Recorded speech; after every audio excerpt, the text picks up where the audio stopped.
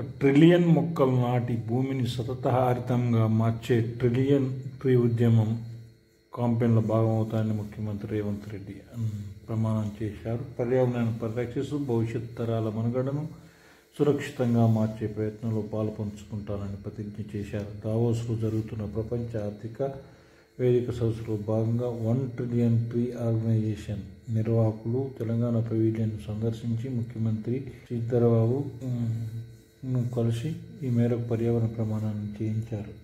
Telangana rising విధానంలో పర్యావరణ పరిరక్షణకు అధిక ప్రాధాన్యత ఇస్తున్నామని, ప్రతి అంశంలోనూ నెట్ జీరో విధానాన్ని అమలు చేయడానికి రాష్ట్ర ప్రభుత్వం ప్రయత్నిస్తుందని ఈ సందర్భంగా ముఖ్యమంత్రి రేవంత్ రెడ్డి ఆర్గనైజేషన్ వారికి వివరించారు. ఈ కార్యక్రమంలో పరిశ్రమల శాఖ ప్రత్యేక ప్రధాన కార్యదర్శి Jayesh Ranjan, world economic forum executive committee సభ్యురాలు నేచర్ పాజిటివ్ పిల్లర్స్ సహా వ్యవస్థాపకులు నికోల్ స్వాబ్, నిర్వాహకులు ఫ్లోరిన్ వెర్నాచ్ తదితరులు పాల్గొన్నారు.